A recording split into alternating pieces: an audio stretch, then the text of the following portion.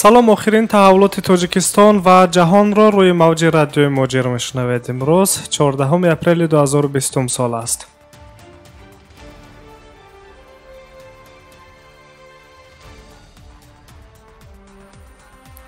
дар истгоҳи роҳи оҳан дар Екатеринбурги Русия як шаҳрванди Тоҷикистон аз қатораи Москва Владивосток хориҷ карда шуда фавран дар беморхонаи шаҳрии рақами 40 бо гумонбарӣ ба нишонаҳои коронавирус бистарӣ карда шудааст.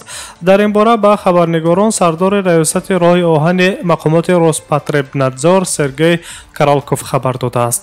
Сергей Каралков инчунин қайд кардааст, ки он нафар дар ҳоли аз санҷиши табибон гузашта шуд, ки бо нишонаҳои гирифторӣ ба вируси короно ба беморхонаи шаҳрии рақами 40 шаҳри Екатеринбург бистарӣ гардидааст ва аз ҳоли бемор ҳоло ҳеҷ иттилоӣ дар даст нест.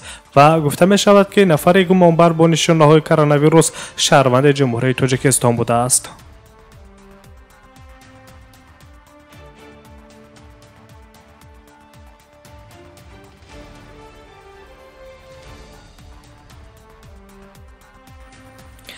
спутник Тоҷикистон хабар медиҳад, ки як шаҳрванди Тоҷикистон дар яке аз беморхонаҳои минтақаи Перми Русия бо нишонаҳои бемории коронавирус бистарӣ шуда табобат мегирад.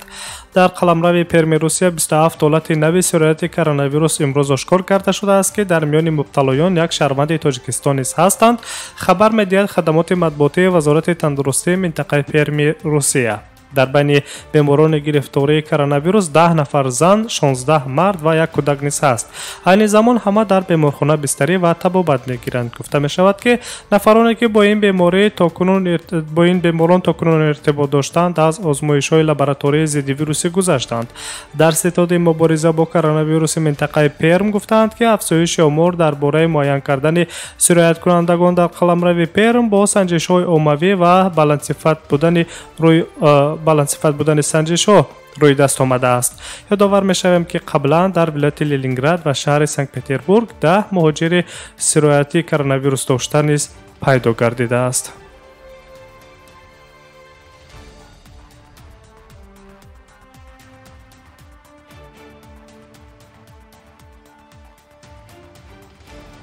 хабарҳои рӯзро мустақиман шунида истодаед. дар яке аз меҳмонхонаҳои хурд дар наздикии шаҳри Санкт-Петербург, ки дар он муҳоҷирон хусусан зодагони Осиёи миёна зиндагӣ мекарданд, ҳолати сирояти гирифтории коронавирус ошкор карда шудааст. хабар дода мешавад, ки дар умум дар меҳмонхонаи хурд зиёда аз 472 нафар муҳоҷирон зиндагӣ мекарданд, ки ташхисҳо дар бадани 14 нафари онҳо нишонаҳои аввали гирифторӣ ба коронавирусро муайян кардааст. ҳамчунин мақомоти кумитаи тафтишоти Русия ва полисии шаҳри Санкт-Петербург нисбати соҳибони меҳмонхона, ки дар он муҳоҷирон дар шароити ғайрисанитарӣ ва ғайриқонунӣ зиндагӣ мекарданд, тафтишро оғоз карданд. тибқи иттилои ТАСС, хобгоҳи мазкур айни ҳол дар карантин буда, соҳибони он ӯҳдадор шуданд, ки ба нафарони дар карантин қарор дошта дар дохили хобгоҳ хӯрокворӣ ва ҷиҳози зарурӣ таъмин кунанд.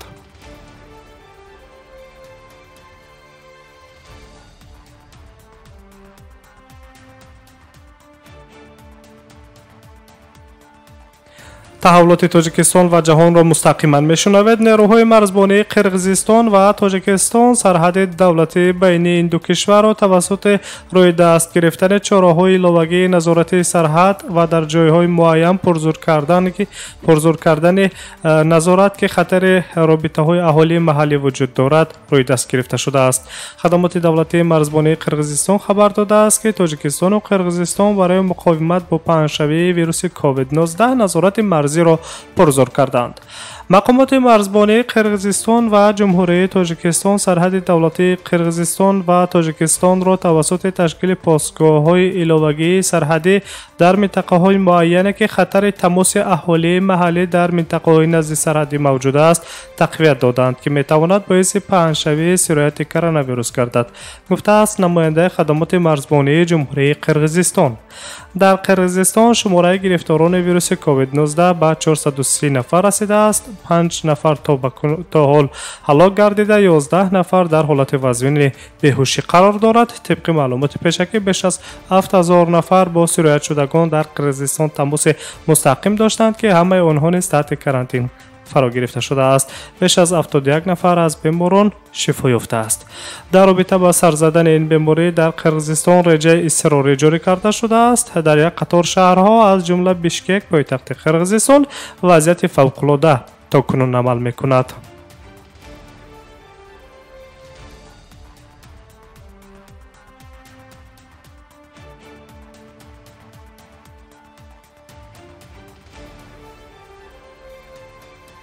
از تاجیکستان و قرقیزستان نظر میکنیم به امریکا. دادگاه عالی ایالات متحده امریکا روز دوشنبه اعلام کرد که دادرس‌ها بار اول پس از اپیدمی کرونا ویروس محاکمه دادگاهی را شروع میکنند. از جمله دادگاه پرونده‌های مربوط به طلبات درباره آشکار اعلان کردن اندازهای پرزیدنت ایالات متحده امریکا دونالد ترامپ را بررسی خواهند کرد.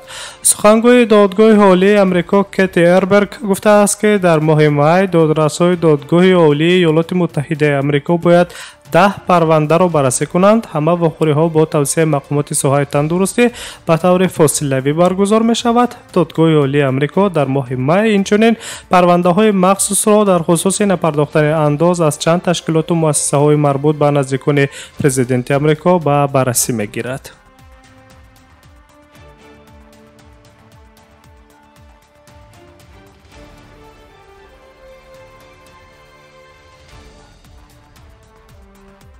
خبرهای تاجیکستان و جهان را مستقیما میشنوید.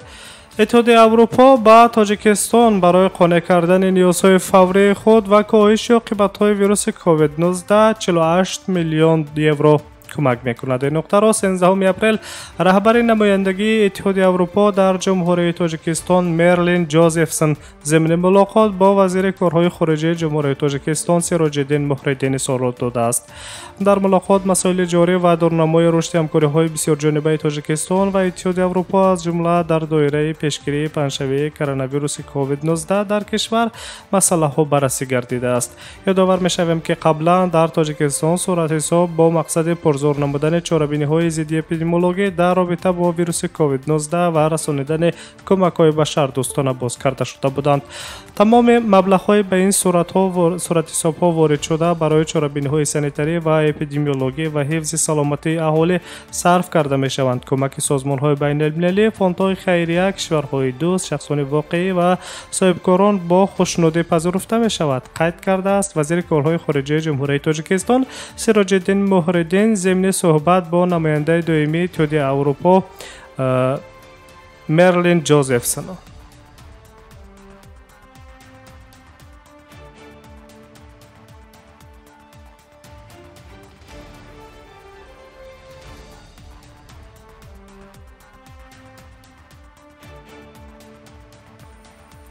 در روسیه در یک روز اخیر 2774 حالت دیگر گرفتاری ساکنان به ویروس کووید 19 در 51 منطقه این کشور به قید گرفته شده. 22 نفر فوت دیده و 224 نفر دیگر شفا یافتند. گفته می شود در خبر فوری ستاد پیشگیری ویروس کرونا در روسیه شماره عمومی بیماران گرفتار شده به کرونا ویروس در روسیه در 82 منطقه آن 21102 نفر را در بر گرفته. 1669 نفر بیماران تا کنون شفا یافتند. اما در روزهای اخیر قربانی ها از این اپیدمی در روسیه زیاد شده است و 170 نفر را در بر گرفته است.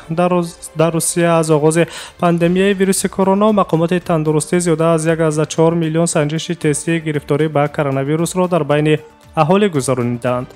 شماره زیادتر حالت‌های گرفتاری به ویروس کرونا در مسکو می باشد. پس از مسکو ولایت مسکو و شهر سنت پترزبورگ نیز در حالت شدید بحرانی قرار دارند.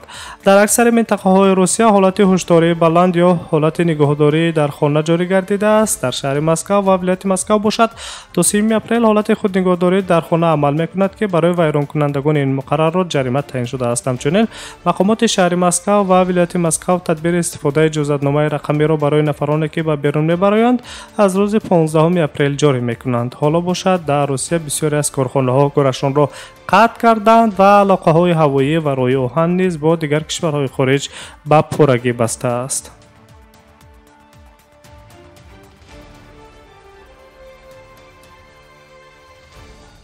تحولات آخرین تاجیکستان و جهان را مستقیما روی موج رادیو ماجر شنیدید. برنامه‌های دیگری ما ادامه دارند.